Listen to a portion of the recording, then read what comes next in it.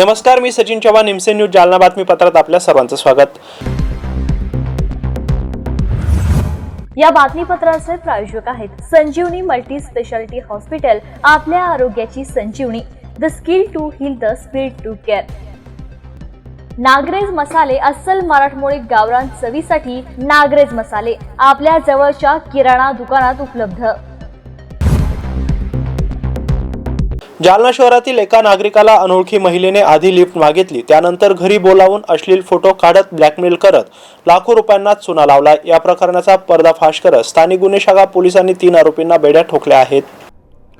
जालना शहरातील एक गृहस्थ हे 15 एप्रिल रोजी अंबड चौफुली ते पाण्याची टाकी दरम्यान प्रवास करत असताना एक अनोळखी महिलेने त्यांना लिफ्ट मागितली होती। पुढे मी आयुर्वेदिक औषधी विकत असल्याचं सांगून त्यांचा नंबर घेतला होता। त्यांना औषधांची गरज असल्याने त्यांना अंबड येथे घरी बोलावले। त्यानंतर कपडे काढून अश्लील फोटो शूट करण्यात आले आणि हेच फोटो व्हायरल करण्याची धमकी देत त्यांच्याकडून लाखो रुपये उकळण्यात आले। या प्रकरणात त्यांनी पोलिसात तक्रार दिल्यानंतर स्थानिक गुन्हे शाखा पोलिसांनी या प्रकरणातील 3 आरोपींना बेड्या ठोकून अंबड पोलिसांच्या स्वाधीन केलंय। मात्र अशा प्रकारे लिफ्ट मागून फसवणूक होत असल्याचं समोर आल्याने आता दुचाकी आणि 4 चाकी वाहनधारकांनी लिफ्ट देताना काळजी घेण्याची गरज निर्माण झाली आहे। जालना शहरात तुम्ही तुमच्या दुचाकीने फिरत असाल किंवा 4 चाकीने फिरत असाल आणि यातच एखादी महिला तुम्हाला लिफ्ट मागत असेल तर ही बातमी तुमच्यासाठी आहे। जालना शहरातील अंबड चौफुली ते पाण्याची टाकी दरम्यान प्रवास करणाऱ्या एका नागरिकाला एका महिलेने लिफ्ट मागितली।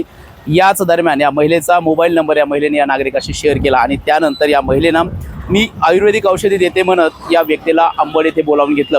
अंबडमध्ये येथे बोलावून घेतल्यानंतर या व्यक्तीसोबत अश्लील फोटोशूट करण्यात आलं आणि हेच फोटो व्हायरल करण्याची धमकी देत या पुरुषाकडून पैसे उकळण्याचा प्रकार झाला। या पुरुषाकडून सुरुवातीला 1 लाख रुपये उकळले, त्यानंतर 2.5 लाखाचा धनादेशही घेण्यात आला। हा धनादेश बटला नाही तर याच व्यक्तीची तब्बल एक अंगठी, सोन्याची एक अंगठी घेण्यात आली आणि आधार कार्डही घेण्यात आलं। मात्र न वटलेला धनादेश घेण्यासाठी हे भामटे जालन्यात आले असता स्थानिक गुन्हे शाखा पोलिसांनी या भामट्यांना बेड्या ठोकल्यात आणि हे भामटे सध्या अंबड पोलिसांच्या ताब्यात आहेत। मात्र अशा प्रकारे काही चांगलं काम करायला गेलं तर ते कसं अंगलट येतं ते या निमित्तानं समोर आले। त्यामुळे जालना शहरात एखाद्या अनोळखी महिलेनं लिफ्ट मागितली तर ती लिफ्ट तुमच्या अंगलट येऊ शकते, असा प्रकार जालन्यात घडलाय। Sahil Patil, MC news, Jalna. उद्योगमंत्री उदय सामंत, खासदार संदीपान भुमरे जालन्याच्या छत्रपती भवन येथे दाखल झाले होते। यावेळी सामंत, भुमरे यांनी मनोज जरांगे पाटील यांची भेट घेतली असून तिघांमध्ये दीर्घकाळ चर्चा रंगली होती। राज्याचे उद्योगमंत्री उदय सामंत आणि खासदार संदीपान भुमरे जालन्याच्या छत्रपती भवन येथे दाखल झाल्यानंतर मंत्री सामंत आणि खासदार भुमरे यांनी जालन्याच्या अंबड तालुक्यातील पैठण फाटा येथील छत्रपती भवन येथे मराठा आंदोलक मनोज जरांगे यांची भेट घेतली आहे। यावेळी तिघांमध्ये चर्चा सुरू झाली। दरम्यान यावेळी जरांगे यांनी सामंत आणि भुमरे यांचं स्वागत करून त्यांचा सत्कार केलाय। सेनेचे नेते तुमच्या संपर्कात येत आहेत अशी सुद्धा चर्चा सुरू आहे।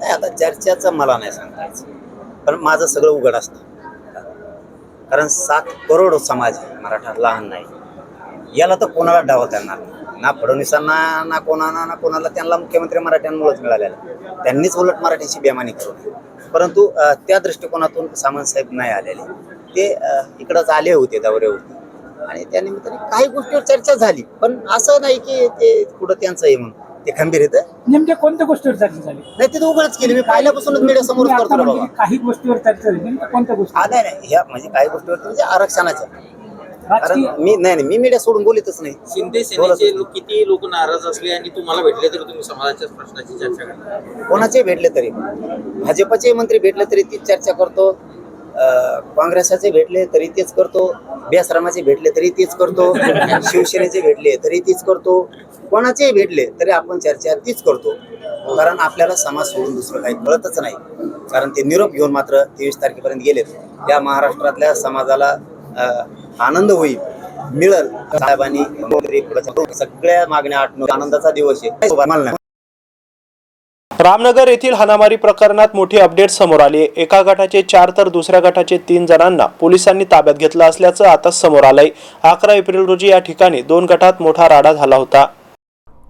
जालना तालुक्यातील रामनगर येथे 11 एप्रिल 2025 रोजी रात्री 8 ते 8:30 वाजेच्या सुमारास 2 गटात झालेल्या हाणामारीत 6 जण गंभीर जखमी झाले होते। या प्रकरणी मौजपुरी पोलीस ठाण्यात एकमेकांच्या विरोधात दाखल झालेल्या तक्रारीवरून परस्पर विरोधी तक्रारी दाखल झाल्या होत्या। या प्रकरणी मौजपुरी पोलिसांनी दोनही गटाच्या 7 जणांना आतापर्यंत ताब्यात घेतला असून इतरांचा शोध सुरू असल्याची माहिती पोलिसांनी दिली आहे। रामनगर येथील मुख्य चौकात जुन्या भांडणाच्या कारणावरून 2 गटात हाणामारी झाली होती। या घटनेत दोनही गटाचे 6 जण गंभीर जखमी झाले होते। त्यांच्यावर जालना शहरातील खासगी रुग्णालयात उपचार सुरू आहेत। या प्रकरणी दोनही गटाच्या MLC जबाबावरून परस्पर विरोधी गुन्हे दाखल करण्यात आले। यामध्ये शेजूळ गटाच्या 28 जणांसह इतर 50 ते 60 जणांवर गुन्हा दाखल करण्यात आलाय, तर जोशी गटाच्या 26 जणांवर गुन्हा दाखल करण्यात आलाय।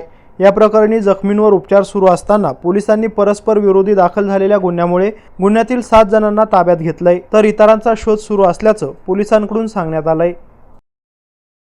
जालन्याच्या महाराष्ट्र जीवन प्राधिकरण कार्यालयात विधवा महिलेने आत्महत्या करण्यासाठी बॉटल भरून पेट्रोल आणलं होतं, मात्र पोलिसांनी पेट्रोल बॉटल जप्त करून या महिलेला समज दिली आहे। जालन्याच्या महाराष्ट्र जीवन प्राधिकरण कार्यालयात शिपाई पदावर काम करणाऱ्या एका कर्मचाऱ्याचं 16 महिन्यांपूर्वी निधन झालंय। पतीच्या निधनानंतर देखील फॅमिली पेन्शन लागू होत नसल्यानं विधवा महिला 16 महिन्यांपासून कार्यालयात चक्रा मारत आहे। कार्यालयातील कार्यकारी अभियंता AM चव्हाण हे काम करून देण्यासाठी वारंवार टाळाटाळ करत असल्याने महिलेनं आत्महत्या करण्यासाठी जीवन प्राधिकरणाच्या कार्यालयात बॉटल भरून पेट्रोल आणलं, मात्र या विधवा महिलेनं आत्महत्या करण्याचा प्रयत्न करण्याच्या अगोदरच तैनात असलेल्या पोलिसांनी महिलेच्या हातातून पेट्रोलची बॉटल हिसकावून घेतली, त्यामुळे पुढचा अनर्थ टळलाय। रत्नमाला कर्हाळे असं या विधवा महिलेचं नाव आहे। दरम्यान पोलिसांनी महिलेवर कोणतीही कारवाई न करता समज देऊन तिची सुटका केली आहे। यावेळी रत्नमाला कर्हाळे यांच्यासोबत महाराष्ट्र जीवन प्राधिकरण कार्यालयाच्या अधिकाऱ्यांनी चर्चा केली आहे। यावेळी चर्चा सकारात्मक झाल्याने रत्नमाला कर्हाळे यांनी आत्महत्येचा विचार सोडलाय। यावेळी कदीम जालना पोलिसांच्या सतर्कतेमुळे मोठा अनर्थ टळलाय। यामुळे कदीम पोलिसांचे सर्वत्र कौतुक होतंय। भयमुक्त समाजाची निर्मिती मुलांपासून व्हावी असे प्रतिपादन अप्पर पोलीस अधीक्षक आयुष नोपानी यांनी केलंय। जालना शहरातील सेंट मेरी शाळेतील एका कार्यक्रमात ते बोलत होते। सेंट मेरीज हायस्कूल येथे भारतरत्न डॉक्टर बाबासाहेब आंबेडकर यांच्या जयंतीनिमित्त Inner Wheel club of Jalna, police प्रशासन आणि शाळेतर्फे मुलांसाठी पोलीस विभागातर्फे कार्यशाळेचं आयोजन करण्यात आलं होतं। या कार्यशाळेत प्रमुख पाहुणे म्हणून अप्पर पोलीस अधीक्षक आयुष नोपानी यांनी मार्गदर्शन केलंय। या उपक्रमाचा मुख्य हेतू हा होता की मुलांमध्ये स्वतः कायदा पालन करणे आणि समाजात कायद्याचे पालन व्हावे यासाठी सर्व प्रयत्न करणे, जेणेकरून त्यांच्या मनात कायदा आणि स्वतःच्या आचरणामध्ये समाजभाव निर्माण करून कार्य करणे हा होता, जेणेकरून भविष्यात कायदाप्रिय आणि घटनाप्रिय समाजात निर्मिती होऊन पोलिसांची कमीत कमी गरज भासावी। या उपक्रमात सर्व मुलांना पोलीस विभागाने तयार केलेले सुरक्षा मंत्र या पुस्तकाचे वाटप करण्यात आले आणि पुस्तकामधील माहिती सुद्धा आयुष नोपानी यांनी दिली आणि मुलांना पोलिसांसोबत मैत्रीचे वातावरण निर्माण करून सुद्धा मुलांचे मन जिंकले। यावेळी इनरव्हील क्लब ऑफ जालना होरायझरच्या अध्यक्षा ॲडव्होकेट अश्विनी धन्नावत, अंकिता अग्रवाल, महेश धन्नावत, पूनम खंडेलवाल, पूनम अग्रवाल, पायल अग्रवाल, सेंट मेरीज हायस्कूलचे प्राध्यापक फादर पथराज तिर्की आणि शिक्षक वर्ग, जिल्हा विधी सेवा प्राधिकरणचे विधिज्ञ ॲडव्होकेट महेश धन्नावत, पोलीस विभागाचे सोनवणे, दामिनी पथकाचे प्रमुख चित्रा चव्हाण यांच्यासह अनेकांची उपस्थिती होती। आज सेंट मेरी शाळामध्ये मुलींसोबत चर्चाचा एक सत्र होता।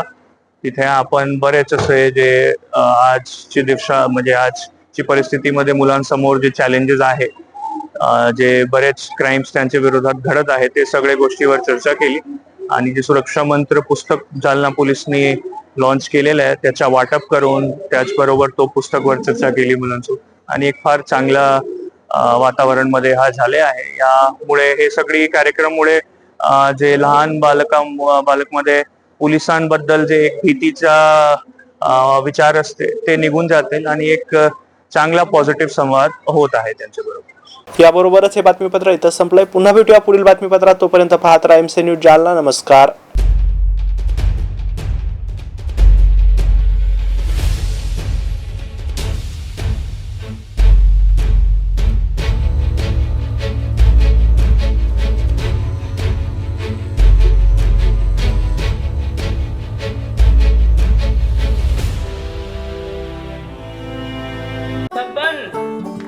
आपको कलेक्टर साहिबा के हाथों से इनामी घर मिल रहा है।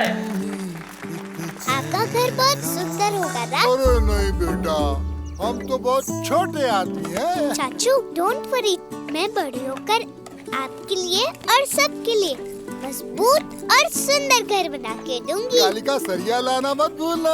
कालिका TMT सरिया कंक्रीट से करे मजबूत जोड़ और भूकंप संग आग से लड़कर घर को दे दीर्घायु। कालिका सरिया मैं भूली नहीं। बेटिया आप कलेक्टर।